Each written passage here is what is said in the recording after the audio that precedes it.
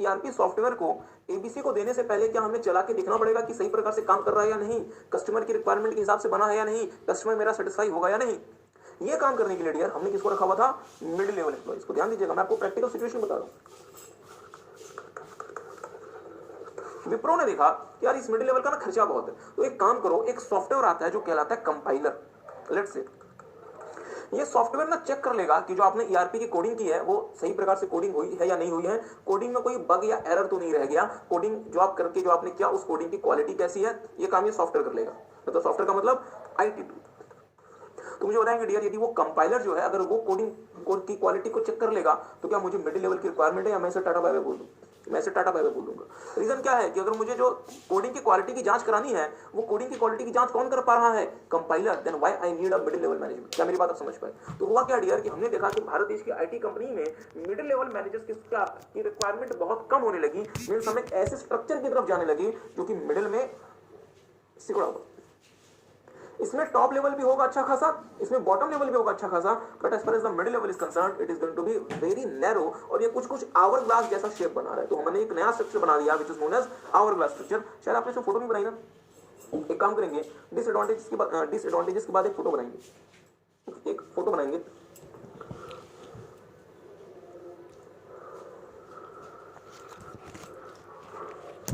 Okay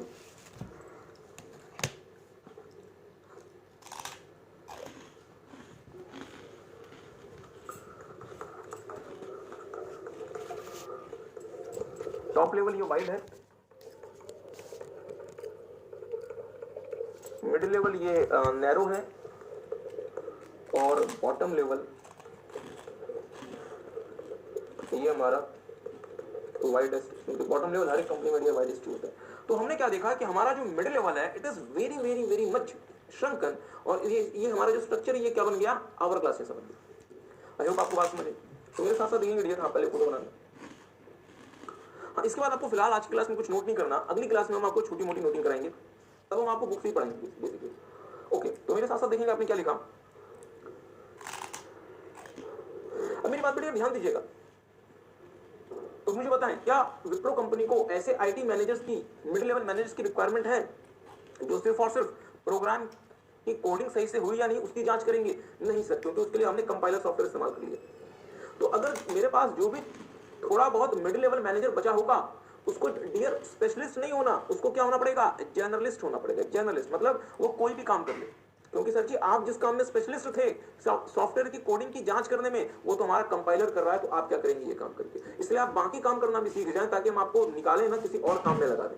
मतलब अगर हमारे पास 100 मिडिल लेवल एम्प्लॉइज थे, हमने 80 को तो निकाल दिया, जो 20 बच गए हमने उनसे मल्टीपल तरीके के काम करवाना शुरू कर दिया। हमने उनको फाइनेंस का काम भी दे दिया, हमने उनको मार्केटिंग का काम भी दे दिया, वो हमारे लिए अकाउंट्स का काम भी कर रहे हैं। They are performing multiple things. अब वो जो स्पेशलाइजेशन की बात थी कि हम स्पेशलिस्ट हैं सॉफ्टवेयर के प्रोग्राम की जांच करने में और उसमें बग आइडेंटिफाई करने में, उसके लिए हमने कंपाइलर नाम का सॉफ्टवेयर इस्तेमाल करना शुरू कर दिया। आई होप आपको बात समझ।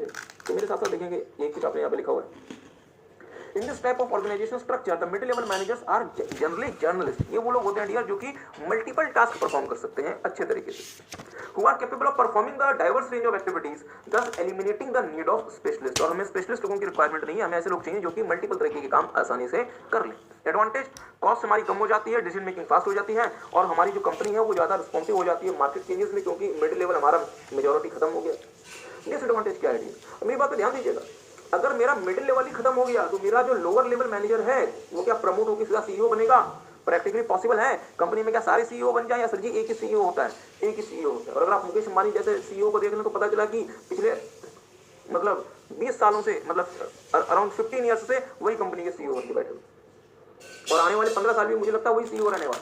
तो डियर मुझे सोच के बताएं, मेरा जो लोअर लेवल मैनेजर है उसको क्या लगता था कि हम अच्छा काम करेंगे तो हम मिडिल लेवल मैनेजर बन जाएंगे, बट मिडिल लेवल मैनेजर तो हमारा खत्म हो चुका, मिडिल लेवल ही हमारा खत्म हो चुका। तो इसलिए डियर जो लोअर लेवल मैनेजर्स हैं उनके पास करियर ग्रोथ अपॉर्चुनिटी खत्म हो जाती है, और उनको एक ही लेवल पे बहुत लंबे समय तक रहना पड़ जाता है, जिसकी वजह से उनका जो मोटिवेशनल लेवल है वो डाउन हो जाता है। ठीक बात है। तो टेक सम टाइम, एक बार इसे देख लें अपने अपने कॉपीज में, फिर हम आपके साथ आगे देखेंगे कि हमें क्या करना है। ओके,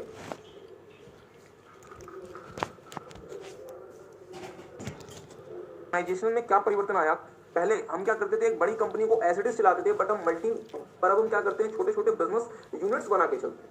और जो हम बिजनेस यूनिट्स बनाते हैं डियर, उन इसमें हम क्या करते हैं डियर, जो भी हम फैसले लिया करते हैं वो हम फैसले टॉप पे नहीं लेते जैसे हम पहले लेते थे। अब हम अपने बिजनेस यूनिट्स को इन्वॉल्व करते हैं कि आप आए और हमारे साथ डिसीजन में पार्टिसिपेशन करें, मतलब पार्टिसिपेटिव डिसीजन मेकिंग। पहले होता था vertical communication means top down, अब होती है horizontal communication means at the same level. पहले वर्क टीम जो होती थी, मतलब जो टीम्स काम करती थी वो अपने से कुछ नहीं कर सकती थी, बट अब हम ऑटोनोमस वर्क टीम बनाते हैं कि आप अपने हिसाब से भी थोड़ा बहुत काम कर सकते हैं। पहले हम बिल्कुल ट्रेनिंग नहीं देते थे, अब हम अपने एम्प्लॉयज को एक्सटेंसिव ट्रेनिंग देते हैं। तो मींस ये बदलाव आए डियर अब के ऑर्गेनाइजेशनल डिजाइन में। तो टेक सम टाइम एक बार इसे भी देख लें, फिर हम आगे प्रोसीड करेंगे सेकंड इंपॉर्टेंट एस्पेक्ट की तरफ, जो कहलाता है कल्चर या फिर मतलब जो कहलाता है कॉर्पोरेट कल्चर या फिर organizational culture. So take some time एक बार देख लें।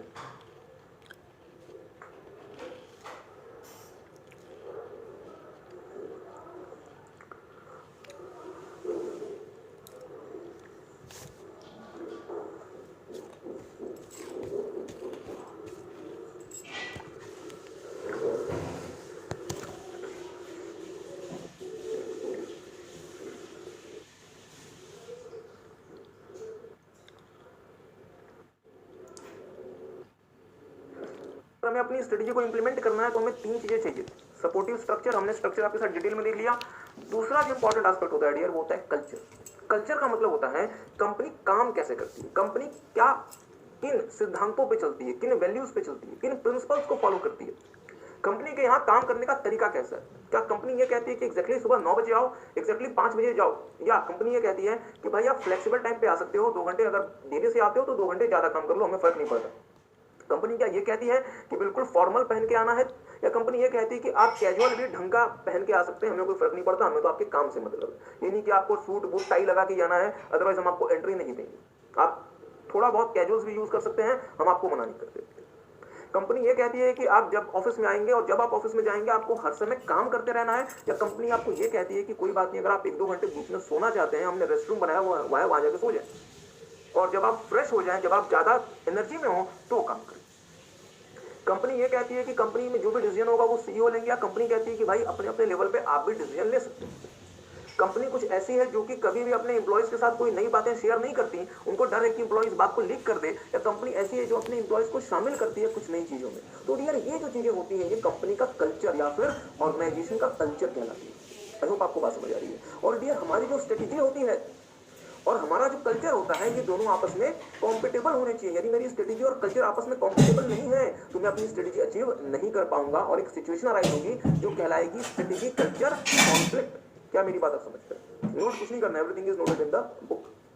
जैसे फॉर एग्जाम्पल मान लीजिए हमारी स्ट्रेटेजी कहती है कि हमें टेक्नोलॉजी लीडर बनना है, बट हमारा कल्चर कुछ ऐसा है जो कहता है कि अगर कोई डिसीजन लेगा तो वो सिर्फ और सिर्फ सीईओ ले सकता है। अगर किसी के दिमाग में आइडिया आएगा तो वो सिर्फ सीईओ के दिमाग में आएगा, और यदि सीईओ के अलावा किसी ने भी आइडिया देने की कोशिश की तो हम उसे कंपनी से बाहर निकाल देंगे। तो मुझे बताएं डियर, क्या ऐसी कंपनी हमारी कभी भी टेक्नोलॉजी लीडर बन पाएगी? कभी नहीं बन पाएगी। क्या मेरी बात आप समझ पाए? तो डियर फिर क्या होगा, मेरी बात पे ध्यान दीजिएगा, थोड़ा सा आपको और एक्सप्लेन करते हैं, ध्यान दीजिएगा। हमने कहा डियर ये हमारी स्ट्रेटेजी है, और हमारी स्ट्रेटेजी कैसी है? टेक्नोलॉजी लीडर, कुछ भी नोट नहीं करना। और हमारा कल्चर क्या कहता है कि ओनली सीईओ, सिर्फ सीईओ के दिमाग में कोई नया आइडिया आएगा। तो मुझे बताएंगे डियर, क्या ऐसे कल्चर के साथ जहां सिर्फ सीईओ कोई नया आइडिया लेकर आ सकता है, और यदि बाकी कोई एम्प्लॉय कोई नया आइडिया लेकर आ गया उसे बाहर निकाल दो, ऐसे कल्चर के साथ कंपनी कभी भी टेक्नोलॉजी लीडर बन पाएगी? नहीं बन पाएगी। इसका मतलब क्या है डियर कि मेरी स्ट्रेटेजी और मेरे कल्चर के बीच में कॉन्फ्लिक्ट आ गया। बहुत ध्यान से मेरी बात को सुनिएगा, बहुत ध्यान से मेरी बात को सुनिएगा। मैं ये स्ट्रेटेजी बना के बैठा हूं जो कहता है टेक्नोलॉजी लीडर, और मैं कंपनी में गया कि कंपनी ये स्ट्रेटेजी अपना लो, और कंपनी का कल्चर ऐसा है जहां सिर्फ सीईओ डिसीजन ले सकता है। तो मुझे बताएंगे वो जो कल्चर है ये इस स्ट्रेटेजी को अपनाने में, कंपनी में लगाने में मदद करेगा या रुकावट बन जाएगा? सोच के बताएं। मैं अपनी कंपनी में ये स्ट्रेटेजी लेके गया कि सर जी हमें आपको टेक्नोलॉजी लीडर बनाना है, दिमाग है बाकी सारे बद दिमाग है, जब मैं ये स्ट्रेटेजी लगाऊंगा अपनी कंपनी में, तो वो जो कल्चर है मेरी कंपनी का, वो इस स्ट्रेटेजी को अचीव करने में मदद करेगा या रोड़े अटकाएगा, परेशानी खड़ी करेगा? सर जी, परेशानी खड़ी करेगा, मीन्स ऑब्स्टेकल बन जाएगा। स्ट्रेटेजी और कल्चर आपस में सपोर्ट नहीं करेंगे, मतलब स्ट्रेटेजी कल्चर कॉन्फ्लिक्टराइज हो जाएगा। क्या मेरी बात आप समझ पाए? डियर, यदि स्ट्रेटेजी कल्चर कॉन्फ्लिक्टराइज हो गया तो कंपनी का बंटाधार है। कंपनी को के पास दो ही ऑप्शन है। पहला ऑप्शन है स्ट्रेटेजी में चेंज कर दो, पहला ऑप्शन है स्ट्रेटेजी में चेंज कर दो और कल्चर के हिसाब से बना दो। स्ट्रेटेजी में चेंज कर दो, आपके पास की नहीं है कि आप टेक्नोलॉजी लीडर बनेंगे, आप क्या करो, अपने आप को लोअर एंड टेक्नोलॉजी फॉलोअर बना के रखो और अपनी स्ट्रेटेजी को अपने कल्चर के हिसाब से बना दो। बट डियर, इसमें तो हमारे हाथ से बहुत सारी अपॉर्चुनिटीज निकल जाएंगी। तो ठीक है, कोई बात नहीं, एक काम करो ना, यदि स्ट्रेटेजी में चेंज नहीं करते हो तो कल्चर में चेंज करो और इस कल्चर को अपनी नई स्ट्रेटेजी के हिसाब से बना दो। इसका मतलब कि सिर्फ और सिर्फ सीईओ के दिमाग में डिसीजन आएगा, ये इस वाले कल्चर को हटा दो और अपने एम्प्लॉयज को एनकरेज करो, क्या एम्प्लॉय तुम भी डिसीजन लो, तुम भी कोई नया आइडिया लेकर आओ, हम तुम्हें रिवॉर्ड करेंगे, हम तुम्हें सम्मानित करेंगे। ताकि क्या पता मेरे जो 1000 एम्प्लॉय कंपनी में काम कर रही है वो कुछ ऐसा आइडिया लेकर आ जाए जिससे मैं टेक्नोलॉजी लीडर बन जाऊं। क्या मेरी बात आप समझ पाए? मुद्दे वाली बात ये डियर कि मैं अगर ये देखता हूं कि मेरी कंपनी के स्ट्रेटेजी और कल्चर में कॉन्फ्लिक्ट है, तो ये कॉन्फ्लिक्ट की सिचुएशन में रहने नहीं दे सकता। अगर कॉन्फ्लिक्ट रह गया, मेरा बंटाधार हो जाएगा। चाहे किसी भी तरीके से, चाहे स्ट्रेटेजी में परिवर्तन करके, चाहे कल्चर में परिवर्तन करके, मुझे ये कॉन्फ्लिक्ट खत्म करना पड़ेगा, दूसरा कोई ऑप्शन नहीं। I have to resolve this conflict.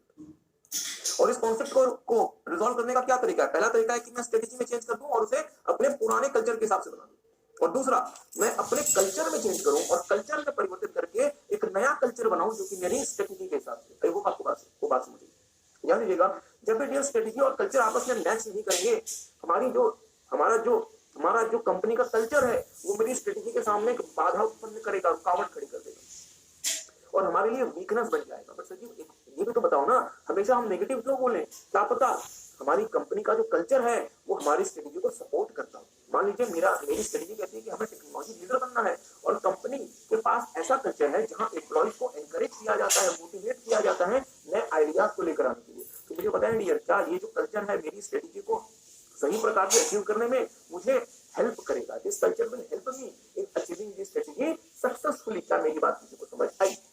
Are you guys getting?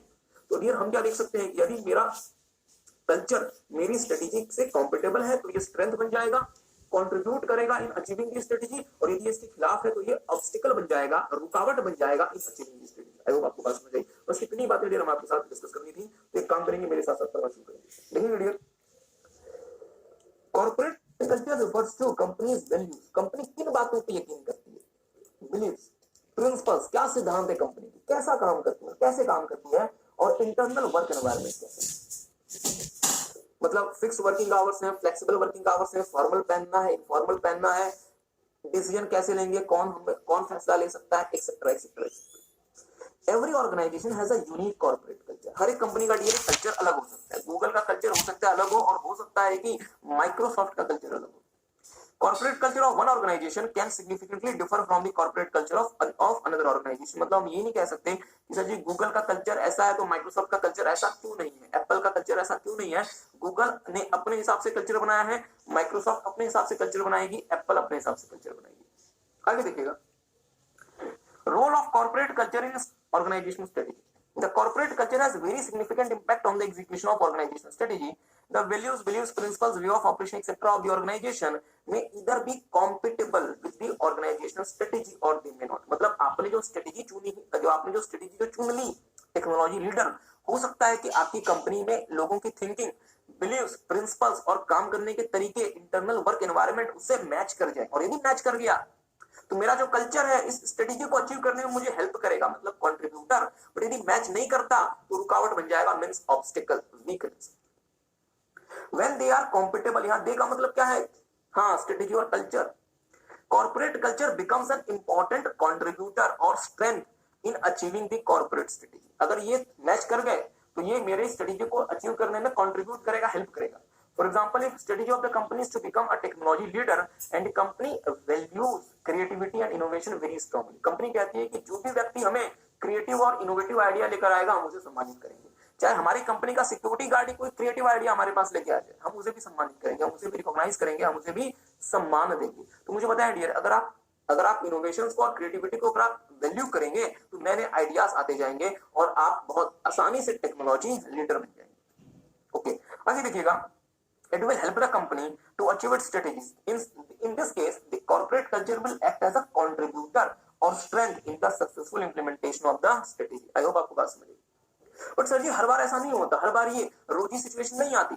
बहुत बार क्या होता है, कल्चर मेरे स्ट्रेटेजी के खिलाफ चला जाता है, मतलब स्ट्रेटेजी और कल्चर में कॉन्फ्लिक्ट आ गया, और यदि स्ट्रेटेजी और कल्चर में कॉन्फ्लिक्ट आ गया तो मैं कभी भी अपना डिजायर्ड रिजल्ट अचीव नहीं कर पाऊंगा। तो डियर, अगर मेरे स्ट्रेटेजी और कल्चर में कॉन्फ्लिक्ट है तो मेरे पास दो ही पॉसिबल सिचुएशन। पहला, मैं अपने स्ट्रेटेजी में चेंज कर दूं और एक नई स्ट्रेटेजी बनाऊं जो कि मेरे पुराने कल्चर के हिसाब से, मतलब मैं बोलूंगा कि मेरे पास की नहीं है कि मैं टेक्नोलॉजी लीडर बनूंगा, मैं लोअर एंड टेक्नोलॉजी फॉलोअर बनके अपना काम चला लूंगा। बट डियर, इसका नुकसान क्या होगा कि मैं अच्छी अच्छी अपॉर्चुनिटीज मिस कर जाऊंगा। दूसरा, मैं अपने कल्चर में परिवर्तन करूं और इसे अपनी स्ट्रेटेजी के हिसाब से ड्राफ्ट कर लूं, मतलब मैं एक नया कल्चर लेकर आऊं और वो जो नया कल्चर होगा वो मेरी नई स्ट्रेटेजी के हिसाब से आएगा। एग्री करते हैं? पर सर जी एक बात बताओ ना, जो आप बोल रहे हो नया कल्चर नया कल्चर नया कल्चर, क्या इतना आसान है कल्चर में परिवर्तन करना? बिल्कुल आसान नहीं। It is very very very difficult to make a change in culture. हाँ, पर यदि हमारा मैनेजमेंट सीरियस है, यदि हमारा मैनेजमेंट जेन्युइन है, यदि हमारा मैनेजमेंट सही में मेहनत करेगा, धीरे धीरे ही सही आप अपने कल्चर में तब्दीली कर सकते हैं, धीरे धीरे ही सही। प्लीज मेरी बात पर ध्यान दें, प्लीज मेरी बात पर ध्यान दें। भारत देश में डियर बहुत बड़ी परेशानी थी कि जब भी खासतौर मतलब जब भी लोगों को एक नंबर जाना होता था, एक नंबर, वो अगल बगल का कोना देखते और लग जाता। तो इससे डील करने के लिए केंद्र सरकार ने अभियान चलाया बहुत बड़े लेवल पे। हाँ, मतलब इसे क्या नाम दिया था उन्होंने? हाँ, मतलब स्वच्छ भारत अभियान के नाम से। हाँ, और हाँ बिल्कुल सही। और उसमें एक टैगलाइन लेकर आए थे, हाँ, जहां सोच वहां शौचालय। तो आप लोगों के साथ कितनी अजीब सी बात है, कितनी घटिया सी बात है। नहीं दिया, ये चीजें आपके कल्चर को तब्दील करने में मदद करती है। प्लीज ध्यान दीजिए। Are you guys getting? इसका मतलब ये वर्ड है कि यदि आपको कल्चर में परिवर्तन करना है तो शर्म लाज छोड़ना पड़ेगा और लोगों को समझाना पड़ेगा कि जब भी आपको एक नंबर जाना है कृपया किसी टॉयलेट का इस्तेमाल करें, किसी पब्लिक टॉयलेट में चले जाए। ऐसा नहीं कि रोड के कोने में खड़े होकर लग जाए। Are you guys getting?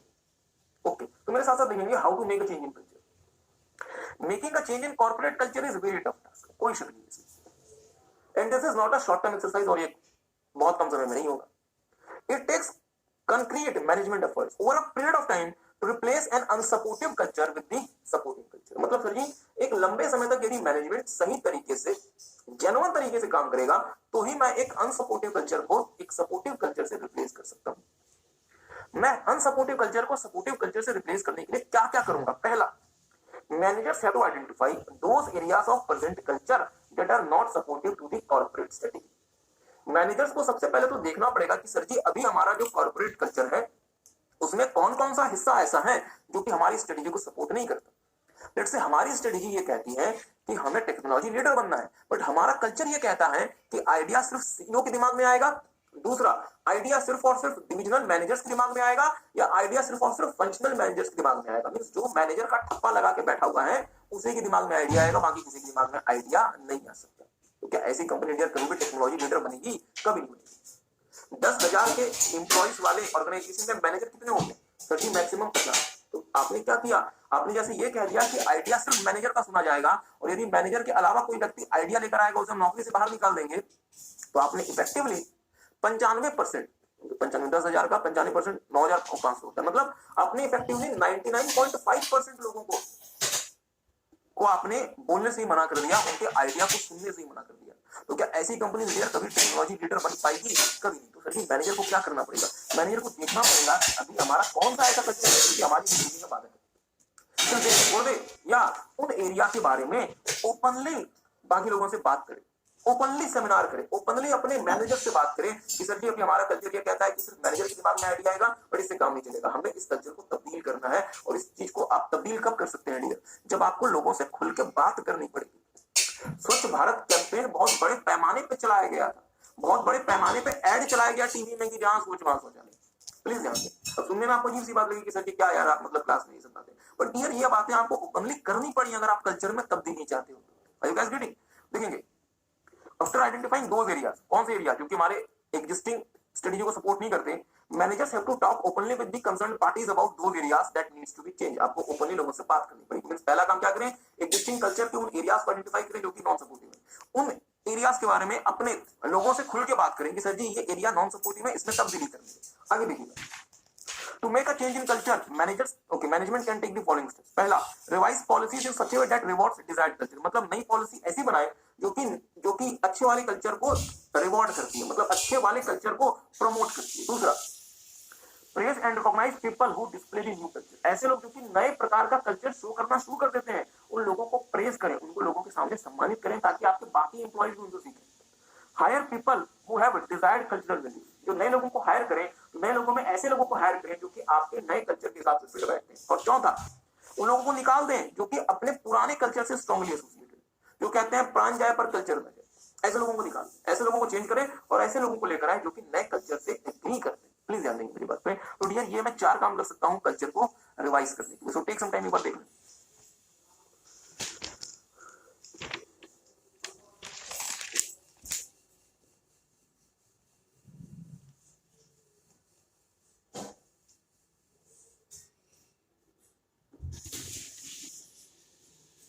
Okay, take some time, एक बार से देख लेंगे डियर, जल्दी से।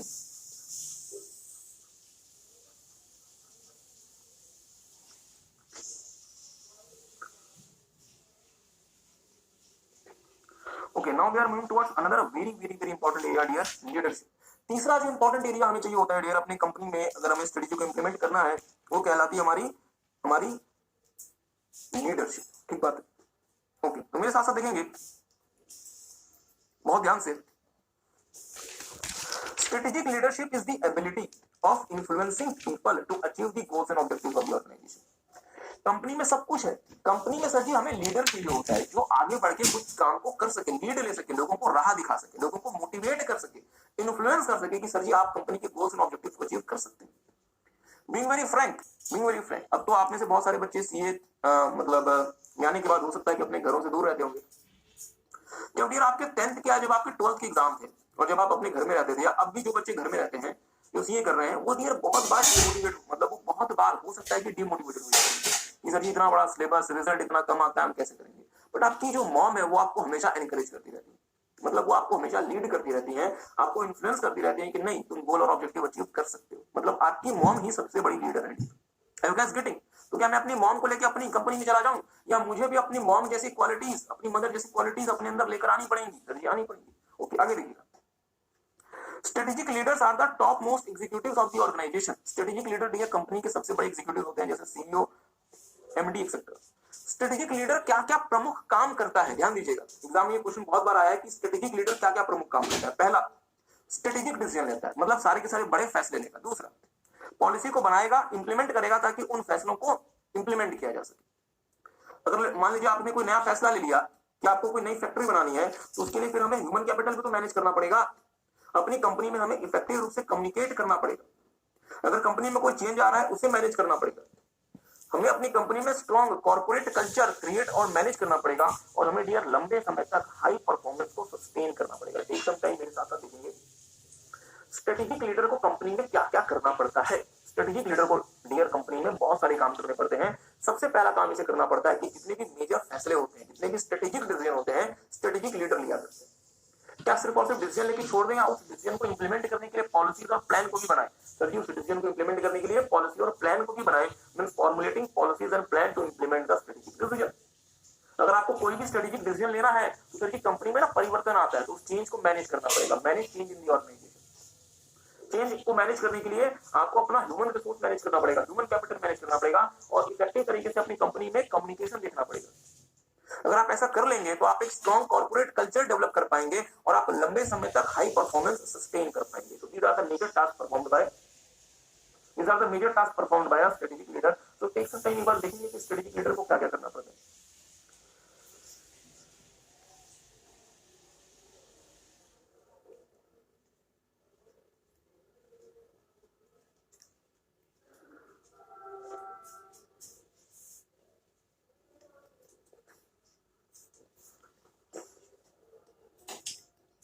ओके, अब मेरी बात पर ध्यान दीजिएगा, बहुत ध्यान से मेरी बात को सुनिएगा। कंपनी के सीईओ ने स्ट्रेटेजी बना दी, क्या उस स्ट्रेटेजी को इंप्लीमेंट भी करना पड़ेगा? हाँ सर। तो क्या सीईओ ही जाके इंप्लीमेंट कर दें? नहीं सर, इंप्लीमेंट करने के लिए और भी लोग हैं। तो क्या सीईओ पूरी तरीके से अपने आप को इंप्लीमेंटेशन से दूर रख ले? नहीं सर। सर जी फिर बोलना क्या चाहते हैं? हम ये कहना चाहते हैं कि सीईओ का काम 100% तो नहीं है सर इंप्लीमेंटेशन में, बट क्या सीईओ को भी इंप्लीमेंटेशन कराने में काम करना पड़ेगा? हाँ सर।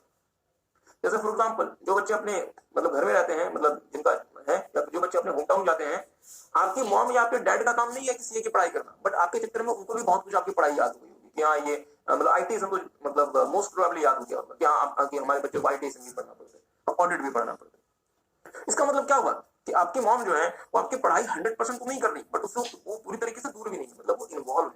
इसी तरीके से डियर, अगर मुझे स्ट्रेटेजी को एग्जीक्यूट करना है तो मेरे मैनेजर्स को 5 प्रमुख काम करने पड़ते हैं, ध्यान दीजिएगा। एग्जाम में अक्सर ये क्वेश्चन आता है कि मैनेजर्स को क्या क्या प्रमुख काम करने पड़ते हैं स्ट्रेटेजी को एग्जीक्यूट करने में। There are 5 main task a manager has to perform in the strategy execution process, अगर आप सही प्रकार से स्ट्रेटेजी को एग्जीक्यूट करना चाहते हैं। और वो 5 काम क्या है? पहला, जो भी कुछ हो रहा है उसके टॉप पे रहे, मतलब सब कुछ मॉनिटर करते रहे। जो भी कुछ हो रहा है उसे मॉनिटर करना पड़ेगा आपको, और इसके लिए एक तरह से आपको ही सारी चीजों के लिए जिम्मेदार होना पड़ेगा। तो जो भी कुछ हो रहा है अपने आप को उसके टॉप पे रखें, सब कुछ मॉनिटर करते रहे। दूसरा, एक ऐसा कल्चर बनाने का प्रयास करें जिससे बेहतर तरीके से स्ट्रेटेजी को एग्जीक्यूट किया जा सके। तीसरा, ऑर्गेनाइजेशन को ज्यादा रिस्पॉन्सिव बनाए बदलते हुए हालात के हिसाब से। चौथा, अपनी स्ट्रेटेजी में सुधार करते रहे, मींस अपनी स्ट्रेटेजी में करेक्टिव एक्शंस लेते रहे ताकि बेहतर तरीके से स्ट्रेटेजी को एग्जीक्यूट किया जा सके। और पांचवा, अपनी कंपनी को ऐसे चलाएं जैसे एक मॉडल कॉर्पोरेट सिटीजन काम करता है, मींस आपकी कंपनी बाकियों के लिए रोल मॉडल बननी चाहिए कि देखें अगर ग्रोथ करनी है तो ऐसी कंपनी से सीखें, अगर मार्केट में काम करना है तो इस कंपनी से सीखें। तो मींस अपनी कंपनी को कि अफेयर्स को इस प्रकार से कंडक्ट करें कि वो एक मॉडल कॉर्पोरेट सिटीजन बन जाए। तो मेरी बात पर ध्यान दीजिएगा डियर, 5 प्रमुख काम करने पड़ते हैं। पहला, स्टे करना पड़ता है कहां पे? टॉप ऑफ एवरीथिंग, ताकि मैं क्लोजली मॉनिटर मतलब प्रोग्रेस को मॉनिटर कर सकूं। प्रमोट करना पड़ेगा एक ऐसा कल्चर जो कि बेहतर तरीके से स्ट्रेटेजी को एग्जीक्यूट करेगा। मेक करना पड़ेगा ऑर्गेनाइजेशन को ज्यादा responsive to the corporate changes, to the changing conditions. Push करना पड़ेगा फॉर दी करेक्टिव एक्शंस, ताकि मैं स्ट्रेटेजी को सही प्रकार से एग्जीक्यूट कर सकूं। और मुझे कंपनी के अफेयर्स को ऐसे कंडक्ट करना पड़ेगा जिससे मैं एक मॉडल कॉर्पोरेट सिटीजन बन सकूं। ठीक बात है। तो आपको क्या क्या देखना है? Stay, promote, make, push and conduct. Okay, तो टेक सम टाइम, एक बार जल्दी से देख लें।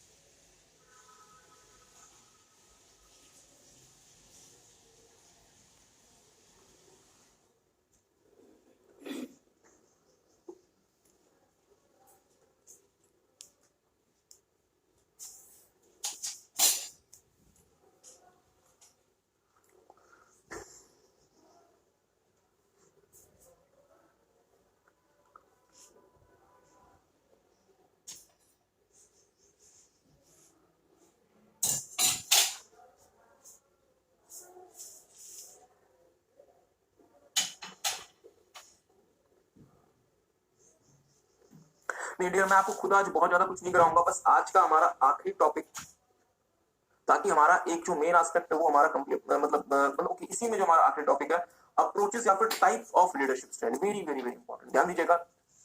2 प्रकार के डियर मेरे स्टाइल हो सकते हैं कंपनी को लीड करने के। एक होता है ट्रांजेक्शनल या फिर ट्रेडिशनल, और दूसरा होता है ट्रांसफॉर्मेशनल।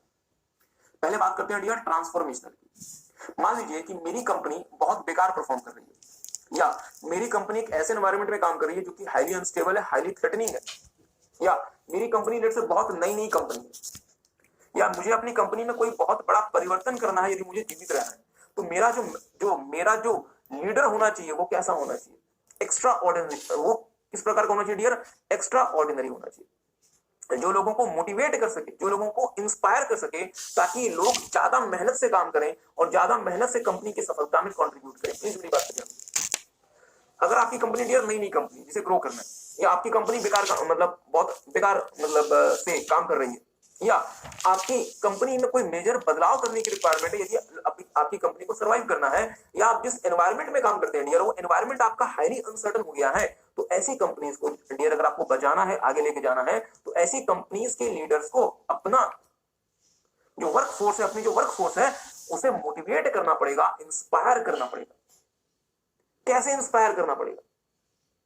उन लोगों को मोटिवेट करें, उन लोगों में एंथुसियाज्म भरें कि हाँ आप लोग नई चीजें अचीव कर सकते हैं, हम लोग ये काम कर सकते हैं, ताकि मैं अपनी पुअर परफॉर्मिंग कंपनी को बेहतर बना सकूं, मैं अनस्टेबल एनवायरनमेंट से में भी अपने आप को मैनेज कर सकूं, मैं कोई मेजर परिवर्तन अपने आप में इंट्रोड्यूस कर सकूं। तो डियर ऐसी लीडरशिप स्टाइल जो मुझे ये चीजें करने में मदद करती है वो कहलाती है ट्रांसफॉर्मेशनल लीडरशिप स्टाइल।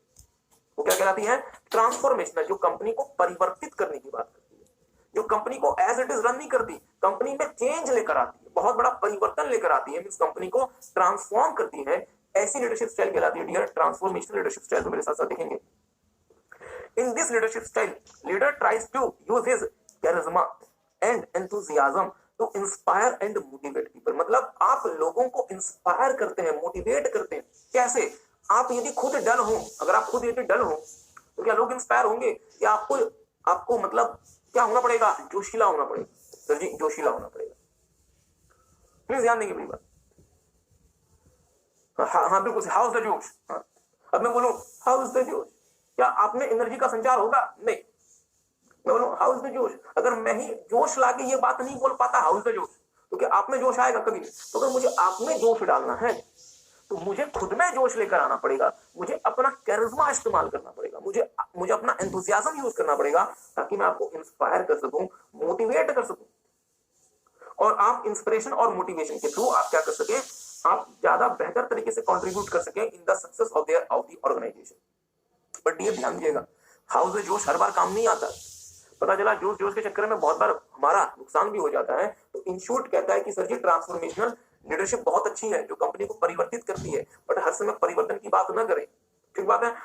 तो ये जो हमारा अप्रोच है यार, ये 4 ही सिचुएशन में सूटेबल है। पहला, ऐसी कंपनी जो बेकार काम कर रही है। दूसरा, ऐसी कंपनी जो कि नई शुरू हुई। तीसरा, आप यदि अपनी कंपनी में कोई बहुत मेजर परिवर्तन करना चाहते हैं। और चौथा, आप यदि अनस्टेबल और ट्रबलेंट एनवायरनमेंट में काम करते हैं तो इसे यूज करें, अदरवाइज इसे यूज ना करें। अगर आप, तो इसका मतलब ये हुआ सर जी, ये मैं यदि अच्छा काम कर रहा हूं, यदि मैं एक मैच्योर कंपनी, यदि मैं कोई भी बड़ा परिवर्तन फिलहाल नहीं करना चाहता, और यदि मैं एक स्टेबल एनवायरनमेंट में काम करता हूं, मतलब ये चार, तो मुझे क्या यूज करना चाहिए? ट्रांजिशनल या फिर ट्रेडिशनल लीडरशिप। ध्यान दीजिएगा। तो सर फिर ये जो लीडरशिप होती होगी ट्रांजिशनल वाली, इसमें हम कोई बड़ा चेंज नहीं करते? बिल्कुल नहीं करते।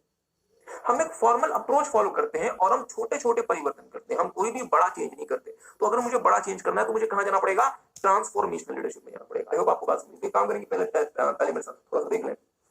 देखिए dear, transformational leadership is like bottom up approach. ध्यान दीजिएगा, बॉटम अप अप्रोच। अगर मुझे कंपनी में चेंज लाना है तो क्या मुझे पूरे ऑर्गेनाइजेशन का समर्थन चाहिए, कोऑर्डिनेशन चाहिए? हाँ सर। और पूरे ऑर्गेनाइजेशन का कोऑर्डिनेशन मुझे कब मिलेगा? जब मैं लोगों को इग्नोर कर दूं, अपने लोअर लेवल के एम्प्लॉयज को इग्नोर कर दूं, या मैं उनको एनकरेज करूं। सर जी मैं उन्हें एनकरेज करूं, मींस मुझे उन लोगों को साथ लेके कोई भी चेंज लाना है। ध्यान दीजिएगा, इसलिए मैं क्या अपनाता हूं डियर? Bottom up approach. और मैं ट्रेडिशनल ऑर्गेनाइजेशनल बैरियर यूज नहीं करता। मतलब मैं तो सर जी सीईओ हूं, मैं कैसे अपने लोअर लेवल के एम्प्लॉय से मिल सकता हूं? नहीं, मैं उनके पास जाऊंगा, उनसे मिलूंगा, गले भी लगा लूंगा और उनको बोलूंगा कि अगर कि हमारी जो ये कंपनी है ये तभी बचेगी जब आप लोग मेरा साथ दें। और तो और मैं ये भी कर सकता हूं कि मैं क्या करूं, समझदारी दिखाते हुए मैंने जिस व्यक्ति को यहाँ पे जाके गले लगाया, मैं उसको बोलूं कि आप भी इस कंपनी के लीडर हो, जितना बड़ा लीडर मैं हूं उतने ही बड़े लीडर आप हो। क्योंकि मुझे पता है कि बाकी जो एम्प्लॉयज हैं वो मुझ पर ज्यादा ट्रस्ट नहीं करेंगे, क्योंकि मैं तो एक बाहरी व्यक्ति हूँ, मैं तो टॉप लेवल का व्यक्ति हूँ। बट ये जो एम्प्लॉयज है डियर, ये लोग इस पे ज्यादा ट्रस्ट करेंगे क्योंकि ये इनके बीच का आदमी है। आई होप आपको बात समझ गई। तो हमने क्या किया, हमने हिंदी मूवीज में जैसे हुआ करता था कि अगर आपको लोगों में फूट डालनी है तो उन्हीं के बीच में से किसी लीडर को उठाओ, उसको अपने साथ मिला लो और उसके थ्रू इन लोगों को अपने साथ मिला लो। आई होप आपको बात समझ गई। मतलब हम इस लीडरशिप में डियर एक से ज्यादा लीडर को भी एडजस्ट करते हैं at the same time. Means हम तो सीईओ हैं, हम तो लीडर ही हैं, बट यदि सर जी मेरे मजदूर जो है वो मुझे समर्थन नहीं देंगे, क्योंकि उनको पता है कि जब वो डीटीसी में आ रहे होते हैं मैं अपनी मर्सिडीज में जा रहा होता हूँ। और हर दिन यही हो रहा है, मैं एक दिन उनके पास चला गया, मैंने उनके साथ बैठ के खाना खा लिया, तो क्या वो मुझ पर ट्रस्ट करने लगेंगे? नहीं सर। इसलिए मैं क्या करूंगा, समझदारी दिखाते हुए उन्हीं में से किसी को उठाऊंगा और बोलूंगा कि तुम मेरे भाई, और मैं तुम्हें भी लीडर बनाता हूं। और ये व्यक्ति क्या करेगा, बाकी लोगों को कन्विंस करेगा और उनको बोलेगा कि हाँ सीईओ सही, मतलब जो सीईओ है वो सही कह रहे। इसका मतलब ये वर्ड है कि ये जो अप्रोच होता है ये कैसा होता है? बॉटम अप अप्रोच, जहां पे हम ट्रेडिशनल ऑर्गेनाइजेशनल बैरियर तोड़ देते हैं कि मैं सीईओ हूं, मैं कैसे मजदूरों से बात करूंगा। मैं उनके पास जाता हूं, सिर्फ जाता नहीं हूं, उनको एनकरेज करता हूं कि आप भी कंपनी में हमारे साथ मदद कीजिए। और उनमें से मैं किसी लीडर को खड़ा कर देता हूं कि मुझे पता है कि ये मजदूर मुझ पर तो ज्यादा ट्रस्ट करेंगे नहीं, हाँ ये इनमें से एक व्यक्ति है, इस पे ज्यादा ट्रस्ट करेंगे, और मैं उसको अपने साथ मिला लेता हूँ और हम दोनों मिलकर फिर कोई बड़ा परिवर्तन लेकर आते हैं। आई होप आपको बात समझे। तो this is known as dear transformational leadership. इसका अपोजिट है डियर ट्रेडिशनल लीडरशिप। तो मेरे साथ साथ देखेंगे, this leadership style focuses on designing designing system and managing the organization in a way resulting into improvement of the existing system but without embarrassing.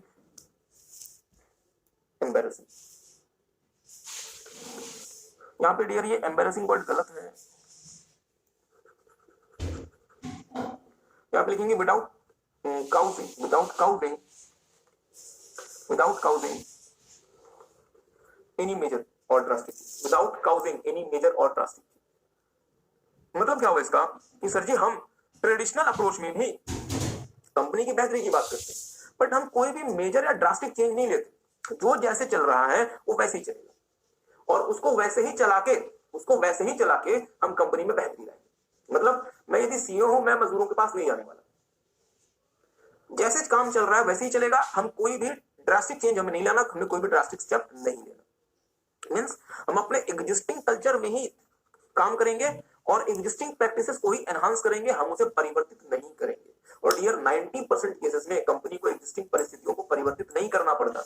Please ध्यान दें, कुछ ऐसे एक्सेप्शनल सिचुएशंस होते हैं जहां पे आपको इनमें परिवर्तन करना पड़ जाता है। मींस आप कहां चले जाते हैं, ट्रांसफॉर्मेशनल लीडरशिप की तरफ। आई होप आपको बात समझ।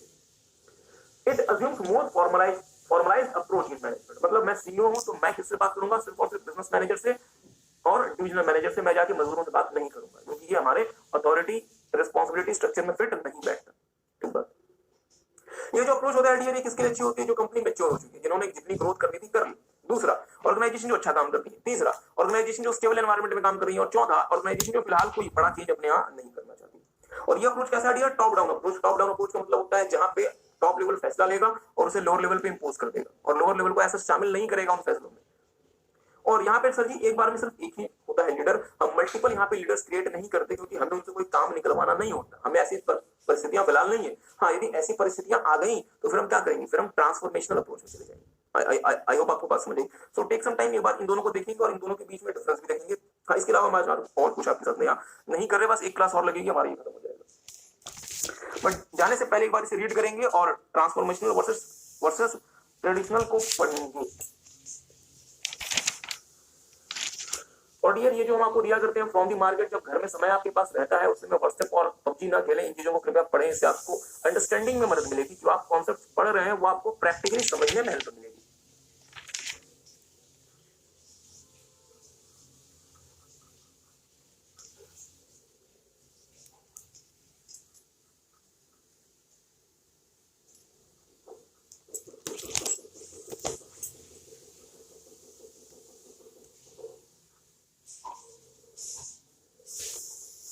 ओके, सो आई होप आपने इसे पढ़ लिया। तो फिर डियर एक काम करेंगे, एक बार इसे भी देख लेंगे। ट्रेडिशनल वर्सेस ट्रांसफॉर्मेशन एग्जाम में बहुत फेमस क्वेश्चन आईसीआई का, कभी भी पूछा जा सकता है।